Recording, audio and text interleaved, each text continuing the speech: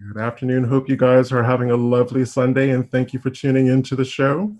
We've got another special one for you today. I'd like to introduce Prinny Anderson, one of the founding members of Coming to the Table, and her kind of colleague and cousin, uh, Gail Jessup White, who's a genealogist and a researcher, and both of them will kind of tell you a little bit more about themselves. But as you know, Donnie and I have been exploring kind of for the past month about the kind of positive impacts you can have when descendants of an enslaver and descendants of the people that that family enslaved come together and meet one another. So that's what's happened with both Prinny and Gail, but they have that added little extra dimension that they are genetically connected to each other as well. So Gail and Prinny, welcome to the show. Like I said, Donnie and I have been looking forward to having the pair of you on, so we're really excited. And I thought I would start with you first, Prinny. If you could just tell the audience a little bit about what coming to the table is, what its ethos was, and kind of the idea that came together to bring it to fruition. Sure. Thank you, Brian and Danya. It's a real pleasure to be here with you and also to spend some time with my cousin Gail. Um, Coming to the table was an idea that came out of the controversy within the descendants of Thomas Jefferson and Sally Hemings as to what that relationship had really consisted of. And my cousin Susan Hutchison, we met a lot of Hemings descendants, and my cousin said, this makes a really powerful platform from which to talk about slavery and its legacies, and then racism and how we address racism in this country. And she found a Hairston descendant working at Eastern Mennonite University who went to, the Mennonites are a peace building faith, and they were very excited about the idea of peace building across racial lines. That was not something they'd tackled before. So we had the first gathering in 2006, and out of that has come an organization whose vision is for a more racially just United States. And what we offer are support, tools, education, and leadership in bringing people together to address racism, race, and social justice. And within that organization, one of the working groups is called Linked Descendants, which I coordinate. And that group supports people descended from enslavers and people descended from folks whose ancestors were held in slavery, and supports their research to find one another, their research to understand the impact that their heritage has had on them, and then their steps to reach out, find one another, and make connections, have conversation, and certainly for the descendants of enslavers, give thought to what kind of amends or restorative action they would like to take in conjunction with the people they're connected to through slavery. Thank you. And Gail, if you'd like to talk a little bit about what was the impetus behind you kind of starting this part of your genealogical journey, kind of reaching out to, I guess, one, descendants of people who enslaved parts of your family, and then two, to find out that you were actually related to them. So, first of all, it's great to be here this afternoon. Happy Sunday, everybody. It's good to meet you and Danya and Prinny. It's always good to see you. My story is very long and complicated, and you're welcome to read about it because I'm working on a book published next year by HarperCollins. And so, an imprint of HarperCollins called Amistad. So I'm excited about that because for me, this is a 50-year journey. Prinny and I did not grow up knowing each other. Prinny and I met maybe 10 years ago. And it was as a result of my lifelong pursuit following an oral history connecting my family to Thomas Jefferson. I grew up in Washington, D.C. I learned this when I was a teenager, sort of stumbled upon it. It's nothing that our family talked about. I overheard it in an eavesdropped conversation. I was eavesdropping, listening to my dad talking to my oldest sister. And I was curious about it naturally. I'm a Black kid growing up in Washington, D.C., and I hear that I'm descended from the third president of the United States and the principal author of the Declaration of Independence. When we were kids, we weren't taught that Thomas Jefferson owned people. We were taught that Jefferson freed people, that he fought the British, that he wrote the Declaration, that he became president. And there's a long list of his accomplishments, but those are the two greatest ones that we were taught about. Not that he enslaved people. We weren't taught about Sally Hemings. And so I made it my lifelong pursuit and was called by the ancestors to come to Virginia from the safe haven of Washington, the original Chocolate City. Amen. And ultimately ended up working at Monticello, which is in fact where my ancestors were enslaved. And my job is, I'm not a genealogist, although I appreciate being anointed as one. I am a journalist in reform and a public relations professional at this point. So my job at Monticello, my title is Public Relations and Community Engagement Officer. And my job is to reach out to the community. However, my calling is to share with people stories of those who have remained voiceless for hundreds of years. Yes. My calling is to speak of the enslaved men and women who toiled under, the most onerous of circumstances. And in spite of that oppressive condition, people found joy. And we think it's tough now with COVID. We can see light at the end of the tunnel. These people had to see light in the future among their descendants. They had to imagine a Gail Jessup White some years from now, because that was the hope they had. And it's those people for whom I speak. It's those people who called me to Virginia, a place where my dad, who was a white-looking man, would not bring his Black family because he feared for their safety. It's their voices. It's those ancestors who brought me and connected me to Prinny so that she and I can talk today about the relationship that we developed. So for me, yes, I work at Monticello. I have a job. It's a good job. I like it. But the greater purpose is this calling to share this story so that we can all understand the strength of our ancestors and that we hold that strength within us. It's almost become a cliche, but I love it. We stand on their shoulders. We stand on their shoulders. Well, I have to say that I paid a visit to Monticello with my siblings a couple of years ago, right before the Sally Hemings room was opened. And they were kind enough, once I explained my connection, they were very kind enough to let us take a look. I was impressed by the tour guide that we have. I can't remember her name for the life of me. I want to call her Rachel. I had never known that it was enslaved people who cleared pretty much the top third of that mountain where the house sits. Oh, yeah. I thought that was a mountain. That was a mountain. And Thomas Jefferson, Prinny, he's 5 times. You're 5 times as well, right? No, 4 times. So Thomas, that's just because you're a little older than I am. And I have some funny generations. I just tease you. So Jefferson was my 5 times great-grandfather.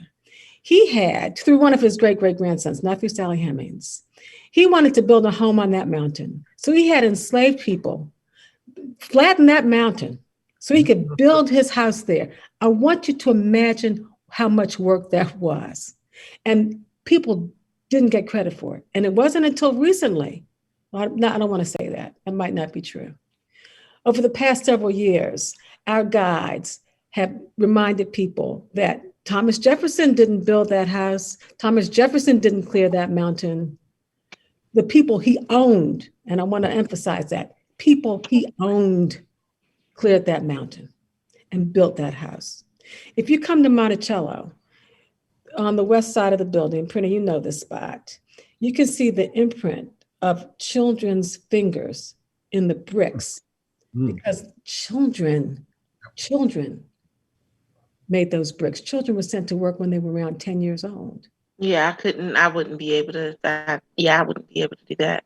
But I would, we don't know what we would be able to do. We don't know.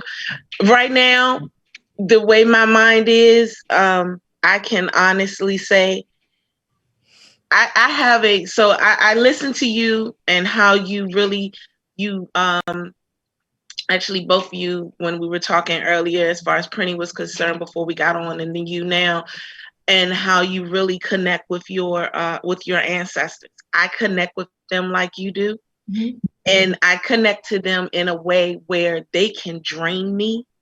So there are certain places that I don't want to even live. Like, I don't want to live by a cemetery, for example, because I feel like that door that I've allowed to be open will also, people who are not even related to me will be like, hey, can you find this person for me?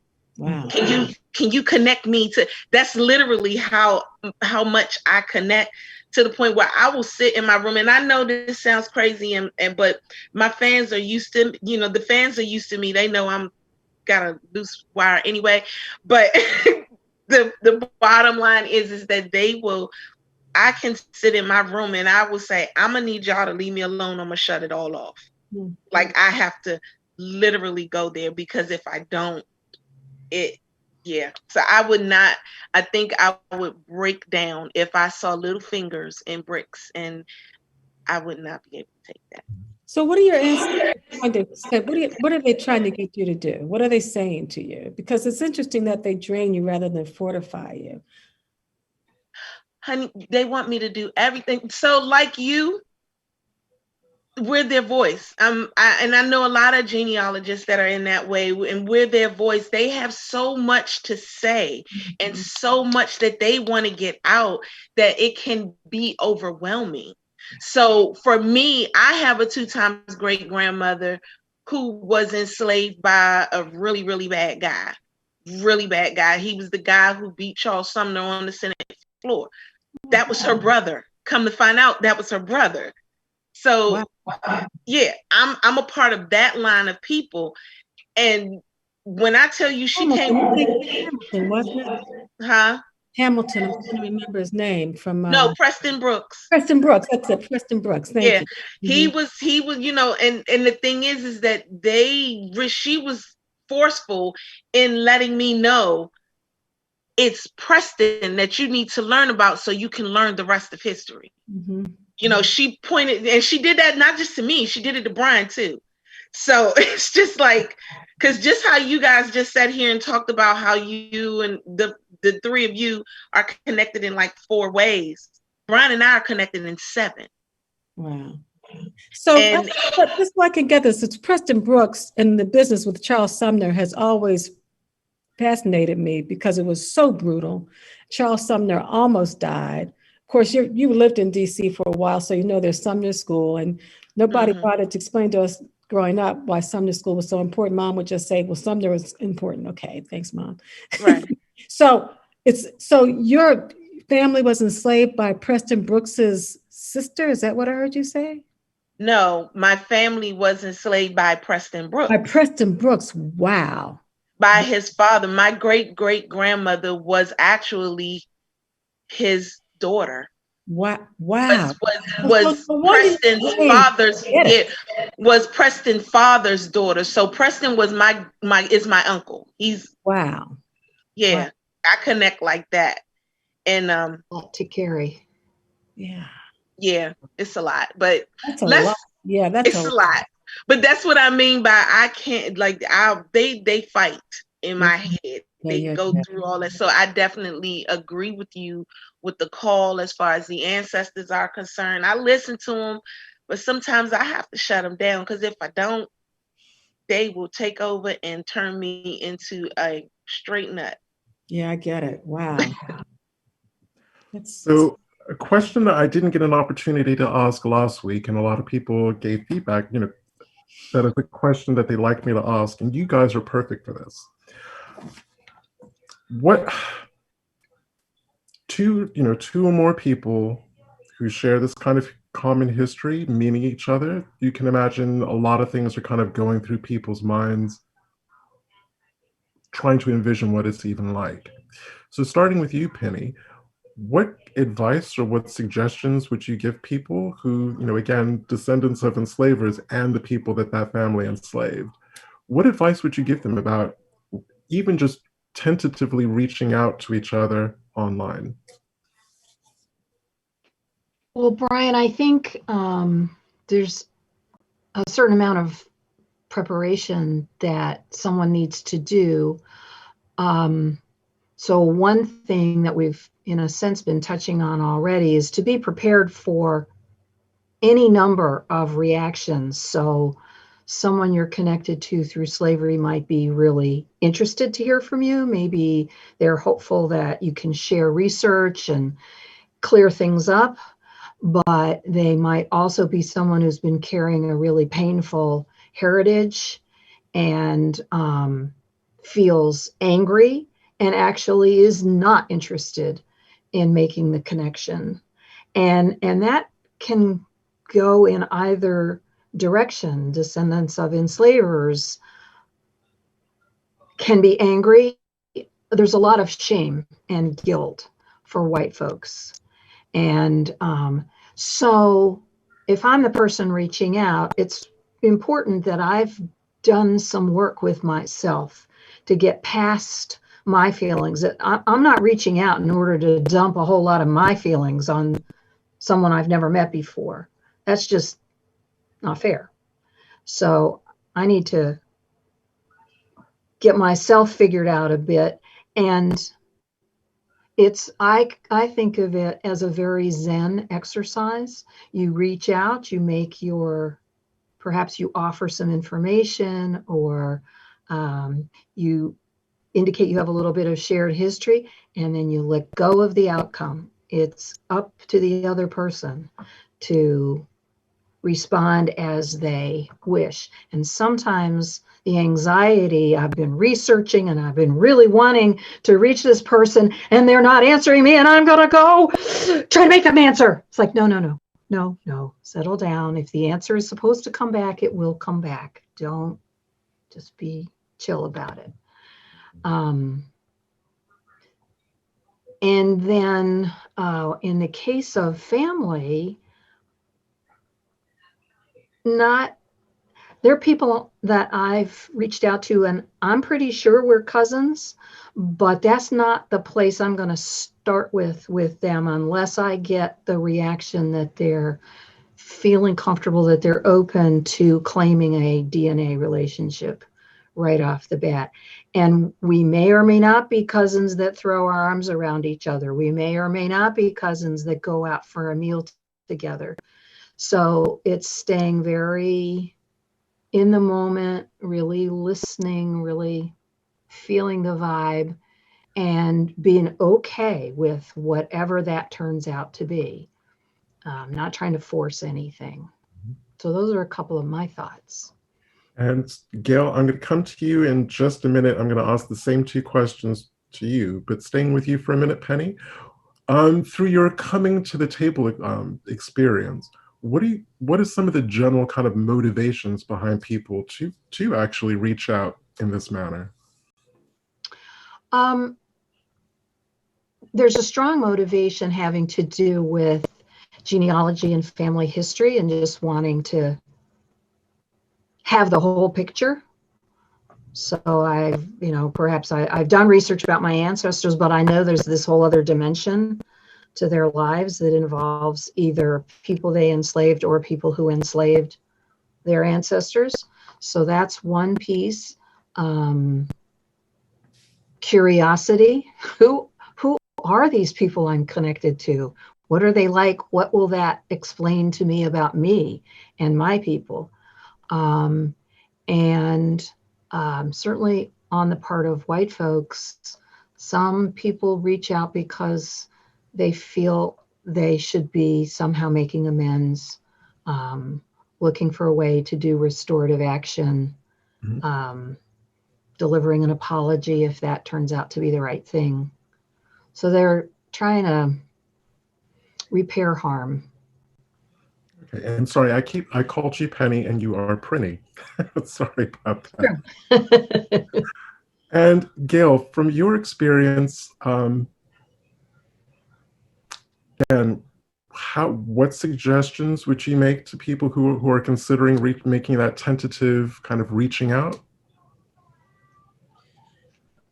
Well, let's see. What would I suggest? I agree with what Prinny said about expectations.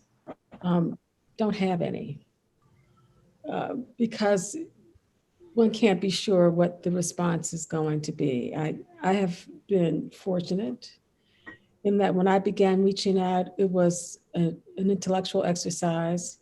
I wasn't looking for an emotional connection. I was trying to determine if the family lore, the oral history, was correct. Excuse me.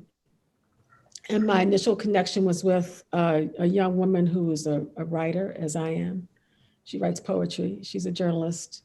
She lives 3,000 miles away, and she wrote a book of poetry that I learned about on the internet, and I reached out to her. And we have the same family name, which is Taylor. And I wrote to her that we likely shared ancestors.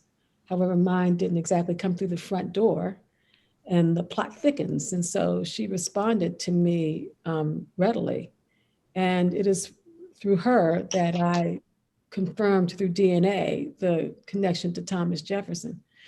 So I think because I wasn't expecting a familial relationship, it was purely having to do with genealogy and proving the oral history. I wasn't looking for family. I wasn't looking for, I just wasn't looking for a relationship. I wasn't looking for healing. I wasn't looking for recovery. I was looking for the truth. I just wanted the truth. So I would recommend that people enter such potential relationships without expectations, but without judgment as well. And that's the hard part. I think that's the hard part. It's really easy for a Black person, I think, it's really totally my opinion, to blame, to cast aspersions, to be critical. And I think it's super hard for us not to judge, but to listen as much as we can, and to understand that the white person that we might be trying to connect with for whatever purpose might have guilt. And if you have a message that you want to convey to that person, it's not going to help if it will contribute to their guilt and will not help any healing process if that's what you want. Right. It'll just compound it if you lay guilt on people. So I try not to do that, but I also try to be very, very, very honest. And I don't think for too long, Black people have felt it was their burden. And slavery was our burden. That's how I grew up. So we didn't talk about it. And slavery is not our burden. It's not our burden. That we are descended from enslaved people is a testament to how strong we are, not to how weak we are. It's just the opposite. And so, I think these are tough conversations to have. But if you don't have any expectations, then you won't be disappointed, will you? Yeah, Absolutely. I think I agree. It's also worth bearing in mind that just because we're kind of mentally prepped and ready to make that move, the person on the other end that we're reaching out to may not be there. And a lot of times what I include in my messages or my emails, when I explain who I am, my connection, is to say, I fully appreciate this is coming out of the blue. You may not realize that your family had a connection to slavery, much less that you have people of color and Black people who are, your cousins, but, when you're ready, if you're ready, I'm here. That makes sense. And I just kind of leave it at that. Yeah. And Gail, as well, if you could talk a little bit about what you think, you don't necessarily have to say what your motivations were, but what you think descendants of enslaved people's motivations would be in terms of reaching out to descendants of the enslavers. So honestly, I as a former journalist, I try really hard not to speak for how other people feel and other people's motivations. Mhm. I don't know why other people reach out to descendants of those who enslaved their family. In my case, if I were not interested in the Jefferson connection and this oral history, which absolutely fascinated me, if I weren't trying to put some of the familial losses I had on the side of my family that were Black and not white, I don't know that I would have pursued it. I have not been nearly as aggressive in pursuing my mom's side of the family. So I don't know that I would want to connect. If it weren't Thomas Jefferson, I don't know that I would want to connect with descendants of those who enslaved my family. I don't know. Listen, sometimes I'm on that mountain and I feel very, very resentful of not the people who enslaved my family, but of the descendants, but of the people who actually enslaved them. Very resentful. So I don't know how I don't know how other people feel about it or what their motivations are. I only understand mine. That leads me to a question. So when you made the comment, when you said, you don't know the motivation and all that other stuff, it made me think of the fact that how you're very passionate about you can hear the passion in your, in your tone. And you said you don't search your mom's side as much as you do your father's side. Do you think that it makes a difference because we did not learn about our heritage, in search of a better word, in school, that because once you found out you were connected to somebody that everybody learned about in school, you were so much into actually learning who Thomas Jefferson was and how you connected to him? I think that's a very acute observation. Yes, Jefferson has a lot to do with why I was so fascinated and drawn to this story. When I was a kid, when I first learned the story, Thomas Jefferson was my favorite founding father because what I knew of him was that he wrote the Declaration of Independence. What I knew of him was on July 4th, we celebrated America and becoming a free country and the colonies becoming states and the nation becoming a republic. That's what I knew of Thomas Jefferson. I knew that Thomas Jefferson was a brilliant writer. And even as a child, I considered myself a competent writer, a good writer. I knew my dad was a good writer. So all these things drew me to this history. And in fairness to my mom's side of the family, you hit a brick wall. Most of us hit a brick wall at 1870. We can't get past that. I've gotten a little bit beyond that with my mom's side of the family. But the draw has definitely been the losses my dad experienced in his family, the anguish and pain my dad felt that he passed on to me, and the desire to make my dad whole by pursuing this and putting these pieces together so that I could give him this gift of understanding who his family was. So, I mean, it's undeniable that Jefferson was a draw here. But the added value to all of this, to trying to put this puzzle together with Jefferson, has been finding my father's family, my quest. Not only did I prove that Jefferson was the ancestor, I found these extraordinary Black people he enslaved, and I get to tell their story. And on top of that, I found the Black family that my dad lost because of his childhood losses.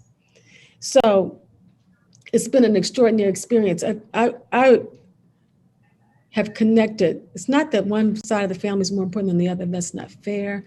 It's just as a Black person, I feel drawn to the Blacks I have met as a result of this more than the whites. Prinny and I have an exceptional relationship. But I don't have that exceptional relationship with most of the people on the white Everybody. side of the family.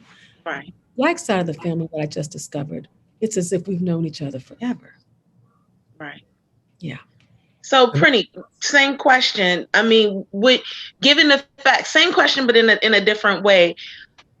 Given the fact that the history is taught in school based on European research and what we know European, as far as European research is concerned, what made you found coming to the table to bring the Black and white families together? Because we don't know our history until we actually go out and search it. We have to literally go and search it. Whereas in school, you're learning right away. This is more than likely somewhere down the line, I may be connected to this founding father. Somewhere down the line, I may be connected to this founding mother. It's easy. So what made you say, okay, you know what? I want to make this a little bit better for my families, my other families. And what made you do that? Well, it actually started very early in my life, and I'm not sure how this came about, but my grandmother, a Jefferson descendant, was very proud of her heritage and talked about it a lot, and took us all to Charlottesville every year for the family association meetings, which when I was small were beyond boring. And I remember being shooed outside to play with the other kids during one of the business meeting sessions and thinking, Grandma says we're related to half the people in Virginia, but Grandma means half the white people in Virginia. She probably means the better half as well, knowing Grandma. But these people these ancestors she's referring to, they owned slaves. I'll bet we're related to half the Black people in Virginia too. And then it was like, and don't say that to Grandma. Wow. And then I thought, I wonder what it would be like if I could find some of those descendants of the slaves and bring them here to one of these family association meetings. Boy, I'll bet that would stir things up. That idea kept me entertained for the rest of that particular trip to Charlottesville. And I didn't give it much thought for a long time afterward. And then lo and behold, the Hemmings showed up on their own to one of the family association meetings. And I'm like, well, look at that. I don't even have to go find them. They're here. And I get to meet them and get acquainted with them. And it was all at personal relationships at that point, meeting people I really liked and that my childhood self had been longing to find, because I thought that must be the whole truth, that Grandma had half the truth.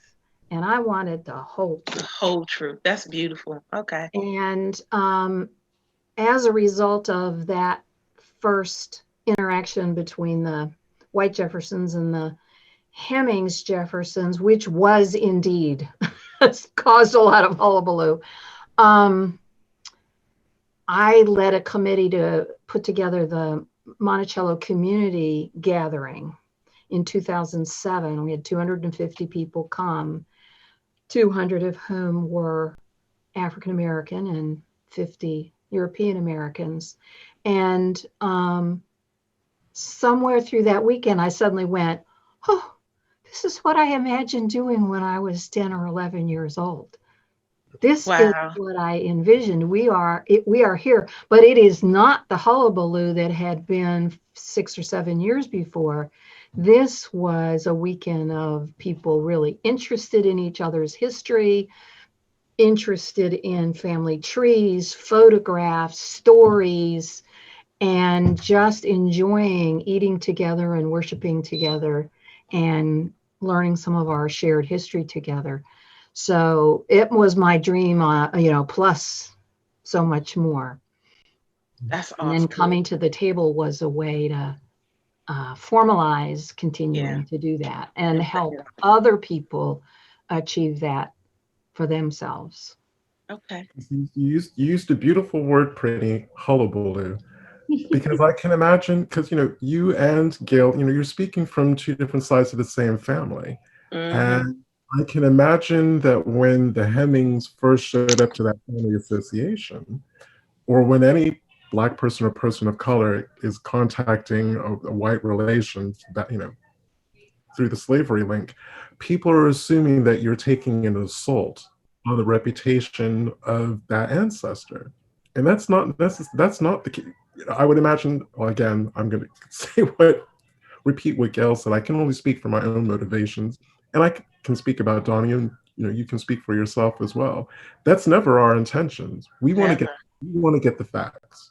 You want, if the family has records, probate records, wills, estate records, land deeds, all that kind of thing, that helps us in our research. The furthest thing in my mind is to launch an assault on someone's reputation. Right.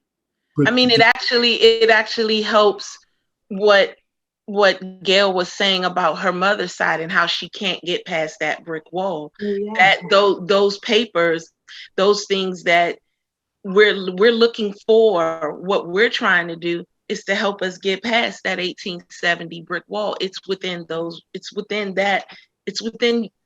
stuff that you guys have or what have you. And yeah, I agree with you, Brian, most definitely.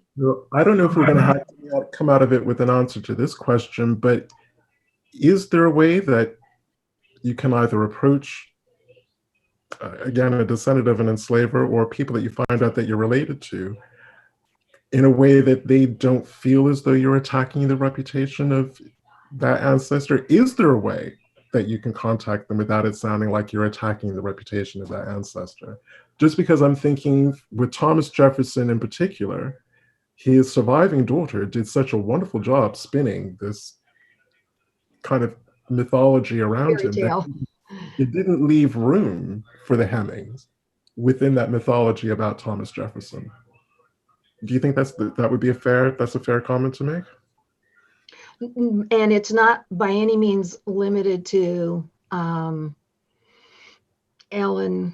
Coolidge, who was the primary myth maker.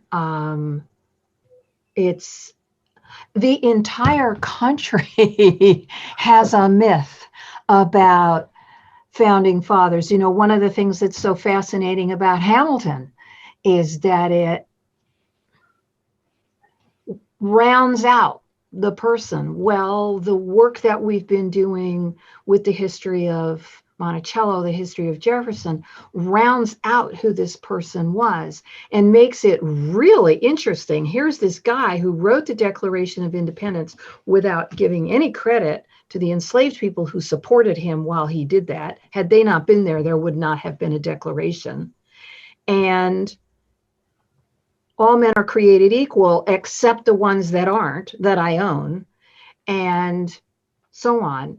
So who was this guy that could live that way and think those thoughts and write those words at the same time? What is the character makeup of that kind of person? That's a really fascinating, much more interesting than that, handsome stone figure in the middle of the Jefferson Memorial in DC, and all those wonderful words carved on the wall. Dr. Joy DeGruy made a comment when she did one of her when she was talking about epigenetics and just the PTSD, post-traumatic slave syndrome, and she did a lot of quotes from Thomas Jefferson, and one quote, I can't remember the quote right off the top of my head, but the quote itself literally pointed at his confusion. Mm-hmm. Like, in one way, he was this man who wrote the Declaration, seems like he had some type of care towards Black people in one way or another, but in the same instance, he really didn't care for them. It was like a contradiction of himself in this quote that she had done. So to hear you say, we're trying to figure out like who this man really was is very, very interesting to me, because it goes right back into that particular, and I'll get that video and I'll share it with you guys later, as to where she shows this quote about how he makes this one statement, this really not really nice statement about Black people, but then he still, So it I sounds mean, like Jefferson, Notes on the State of Virginia, the only book that Jefferson wrote, he said the most abhorrent things about Black people. yeah, Their intellect, about their hygiene, about their limitations, their lack of imagination, liken them to beasts. I mean, it was just horrific and disgusting. yeah, There are things, I mean, when I read that, and remember now, Thomas Jefferson was for me a hero. So when I read that, it made me feel sick to my stomach. If anybody had written that, it would have made me feel sick to my stomach. He was a very complex man who could be very pragmatic about his business, and who treated enslaved people like cogs in a wheel. They weren't factory workers, they were the factory. They were the tools, on the one hand. On the other hand, with the Hemings family, he treated the Hemings family with a level of compassion. 6 were freed in his will. He kept his word to Sally Hemings. They had an arrangement. She negotiated with him the freedom of their children when she was in Paris with him. We was minister there. And in fact, the 4 surviving children they had were freed. So, Prinny's right. He's not a stone person. He is a complex, nuanced person. He should not be on a pedestal, because what human beings should be. And I don't think that we could ever really get into his mind or his motivations, but we can look at his actions. And while in fact he did free many Hemingses, most of the people Jefferson enslaved were not freed. He sold some at his convenience. My 3 times great-grandfather, Peter Hemings, was sold along with some 130 others after Jefferson died in 1826 on July 4th. So we're not here to condemn Jefferson or any of the founders. We are here to be honest about who they were and what they did, and quite frankly, the harm that they caused the country. We are still living with the consequences of those decisions today. most definitely. Thomas Jefferson had a lot of what we call now social equity. He could have made a huge difference, but it was inconvenient for him to do so. Jefferson, who was the small R Republican, lived on that mountain like a prince. I mean, when he was broke, he was still importing wine from Europe. He lived extraordinarily well. He died what would be considered today millions of dollars in debt, but he could still keep getting credit because he's Thomas Jefferson.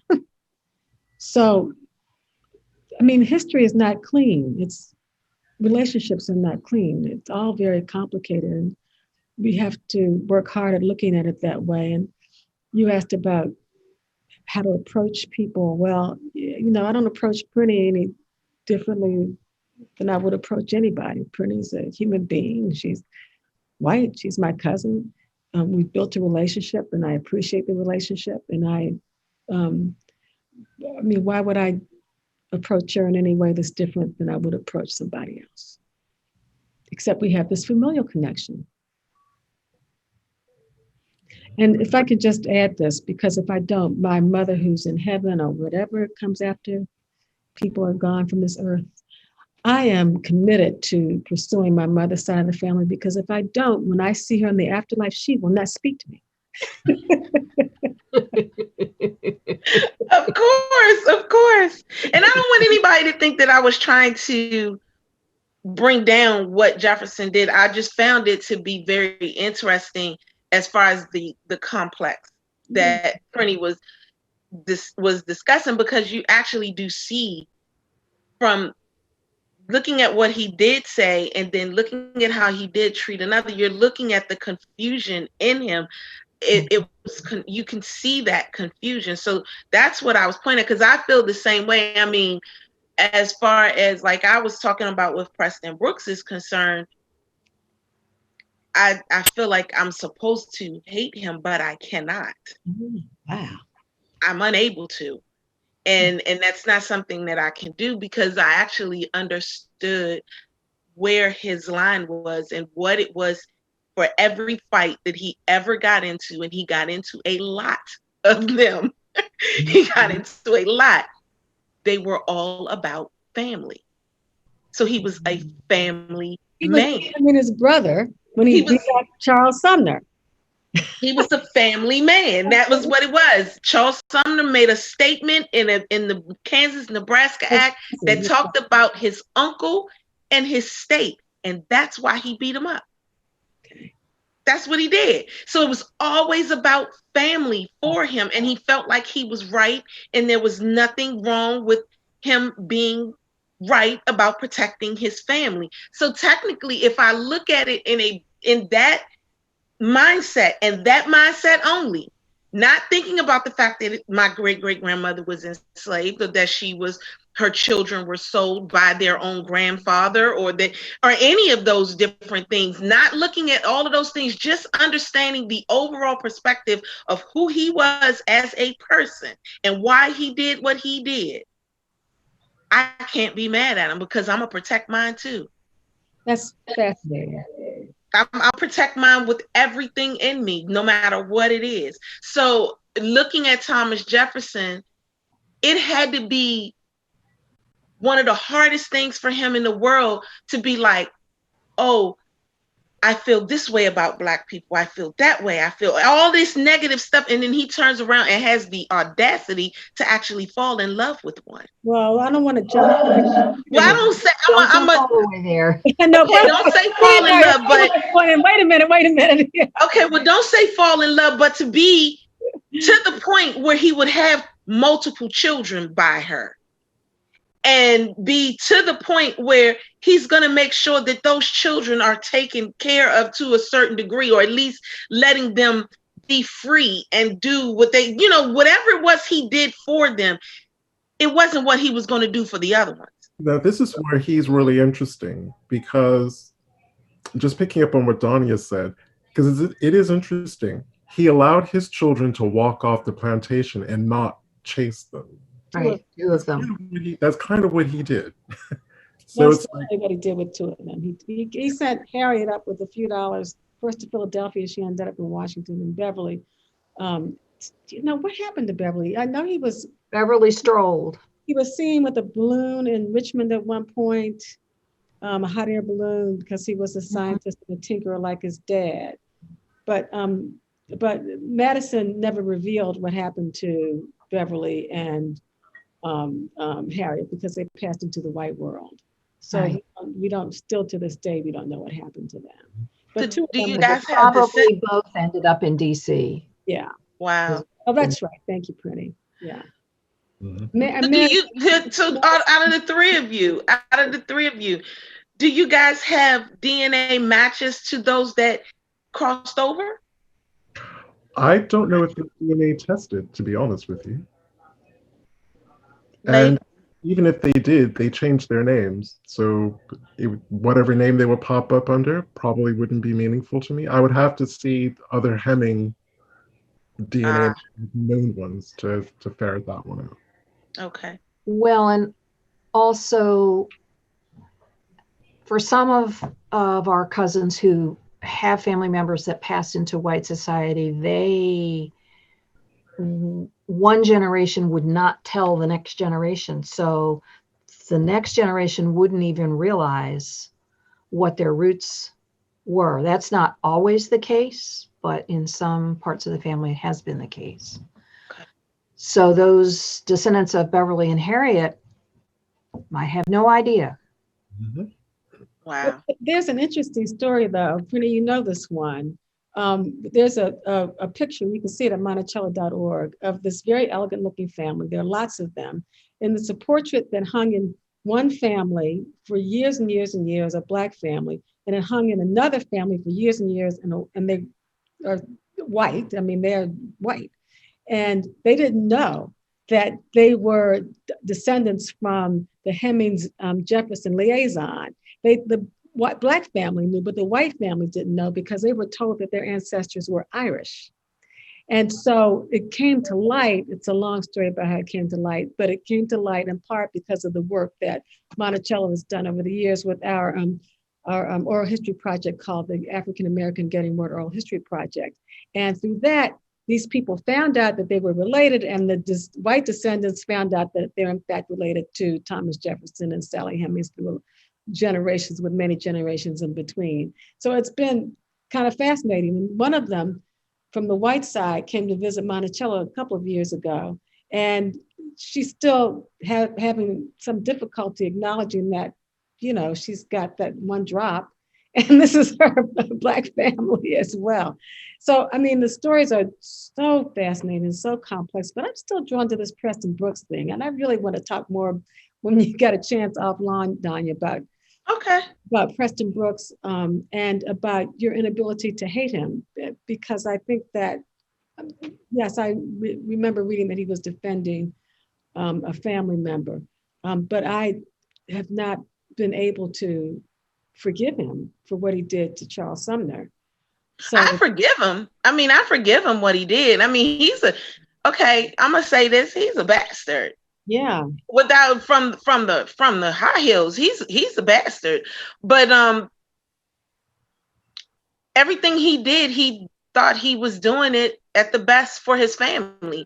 Every decision that he made, he did them because it was according to protecting his family. It had everything to do with protecting his family. He believed so strongly, I guess, from all of the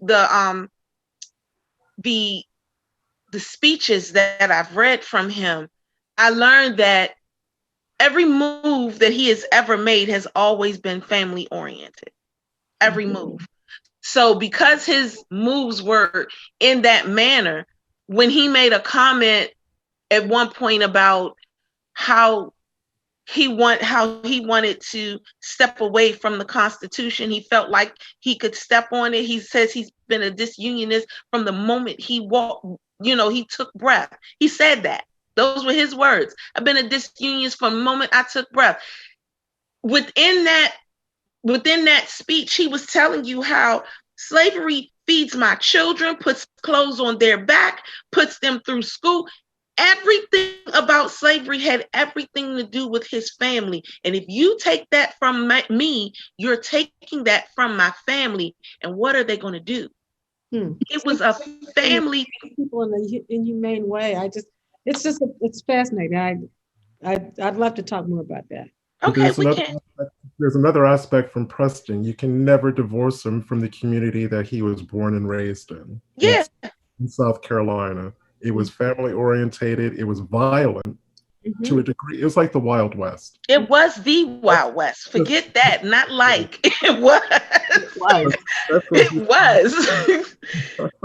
So I mean, yeah, I have to separate. You have to separate in order to move forward and understand. That's what I needed to do. I mean, everybody has their own way of dealing and coping. I want to meet the Brooks descendants. Mm-hmm. Unfortunately, I haven't been able to, but I want to meet the Brooks descendants because, Why? Why do you want to meet them? I think well, first of all, we're family, first and foremost. I'm family oriented. And are you family though, or are you related? There's a difference. No, we're family. That's how I look at it. We're family. I have very similar things just like him. There have been times that I literally made a statement to someone that he said hundreds of years ago. I said it to them. And when I found that in the speech, I was like, oh my God, I am just like this man. What was the statement? Oh, I told I told him, well, he got into this argument with Thomas Wigfall. That was his famous, long story short, that was his famous duel with Thomas Wigfall. But they got into this, what led up to that duel is an argument that happened back and forth between Wigfall and his father. And Preston jumped in it because Wigfall was in an argument with his daddy. So yet again, another family-oriented thing. And finally, this argument was going back and forth in the paper. So finally, within the paper, he actually came out to him and he told him, he said, listen, you're signing in anonymously. You're writing these letters anonymously, which was what Wigfall was doing. Preston said, my name is Preston Brooks. I live at such and such and such place. If you got an issue, come and see me. Basically, that's what he said. I said that exact thing to somebody one time. I don't have time to be playing games with you. I live here. You know my name. You know where I live. I live here. If you got an issue, come see me. And when I saw that particular thing, and I was like, oh my God, I said that. Wow. I couldn't believe I said the exact same thing over 100 years later. I have his attitude. I have that overall, I'm going to protect mine first, and then we'll deal with other stuff later. I'm going to protect, but right now, I'm going to protect mine. We're family. We do the same thing. And then we come across that way. Now, whether or not we act the way a family should act, what family does nowadays? They don't do the things that they should do in most instances. You know, reunions are broken up. Things don't happen the way they do. And if you do have a reunion, it's only so many people that come, or it's only the clique that happens to show up. There's so much into it. My goal as a genealogist is to cut the cliques. Your family, you need to accept it and move forward. Now, if you don't like each other and you can't deal with it, then that's fine. I understand, but at least give each other that opportunity and that chance. I believe that genealogists can heal the world. That's my goal. That's my thought. All right. Well, I guess I'm coming at it for the same thing and saying it slightly differently than Danya did. Meeting my white family members, relations, and you're right, Gail. I mean, at first they were contacts, you know, and we met each other, and those meetings went really well. And then we actually became family. We are each other's family now. But the positive thing for me was actually when they got talking about the family culture and all that kind of family, you know, the other parts of family DNA. I recognized so much of those four families I'm thinking of specifically on my dad's side really kind of explain the character of my family. I could actually see myself in what they were saying, and it filled in questions. It gave answers to questions I didn't even know I had at the time. Why does my family believe this? Why do we grow up doing this? All that kind of stuff. Oh, that's why. It's kind of like a family trait thing. And for me, that was a really powerful experience. Now I'm going to say for you, again, having been to Monticello, I can't describe the feeling. And for people in the audience who've never been to Monticello, you have the slave burial ground. And then you stand in such a way and you look up this hill, there's the white burial ground. And you know that you've got family in both of those places. And the slave burial ground, there are no headstones. I think if they were lucky, they had a rock. There were a couple of rocks, and we kind of knew that those roughly marked where the graves were. But that's like, and again, both of you can feel free to jump in. For me, that was just such a surreal experience, actually standing between the two graveyards and just noting and marking the stark contrast in the actual burials themselves. So I'm so glad you brought that up, Ryan. I spend a great deal of time in my book talking about that very thing.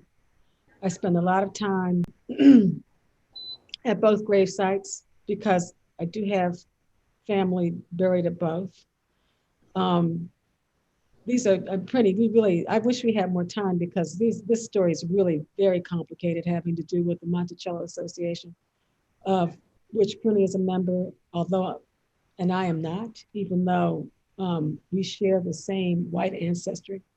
It's only those white ancestors, those descendants of Thomas Jefferson and Martha Wales Skelton, and the Epps family, of course, who can be buried at that gravesite and their spouses, with extended spouses. The Hemmings family, as of yet, is not welcome in the Monticello Association or in that white gravesite.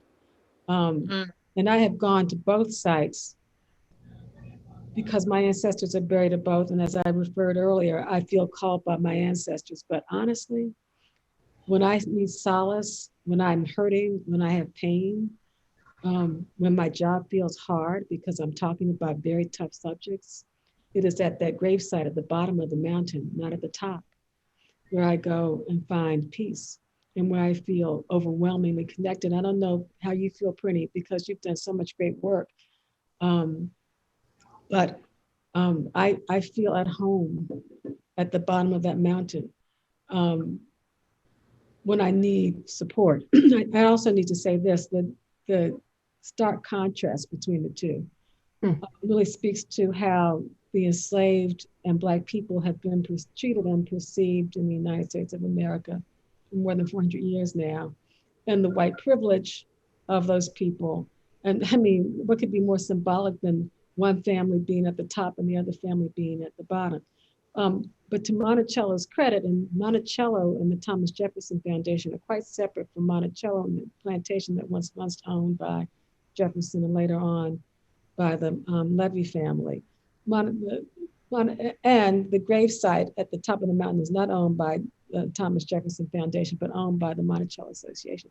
So we are restoring that space down at the bottom of the mountain where the enslaved are buried, so that it is treated as a sacred ground in a protected space. And that's something that's coming in the near future. And we are, the association, I'm sorry, that's wrong. The Thomas Jefferson Foundation is committed to honoring the enslaved and giving parity to the enslaved. So when you come to Monticello now, and Prinny, you've contributed to this, you're going to hear as much about Thomas Jefferson and the enslaved, because as Prinny said earlier, without the enslaved people, you don't have a Declaration of Independence. You don't have the World Heritage Site that is the building of Monticello. You don't have Thomas Jefferson. You don't have those things. The enslaved made his life possible. So those people buried there at the bottom of the mountain are just as important as the people buried at the top. And Monticello, the Thomas Jefferson Foundation, is recognizing that by caring for that place and making it sacred ground. Thank you. I am afraid we have actually gone over time. Oh, I don't want the last word. Somebody else needs to have the last word. Thank you both. Thank you, Prinny, and thank you, Gail, for so generously sharing your time with us this Sunday. Thank you to our audience at home. And just a quick note that next week we're going to be our show is going to be about researching Buffalo Soldiers with Desmond Bertrand Pitts, and it'll be here at 4:00 on Sunday. Look forward Ladies, stay on, don't hang up. And Brian, just quickly, if folks want support doing their research for whichever side of the linked connection they're looking at, you can find the Linked Descendants Working Group on the comingtothetable.org website, and we exist to support folks doing that work. Well, and we'll add a link to that too. Yeah. Thank you. You're very, very welcome. So again, I'm Brian Sheffy. And I'm Danya Williams, and you guys have an awesome evening, Sunday evening.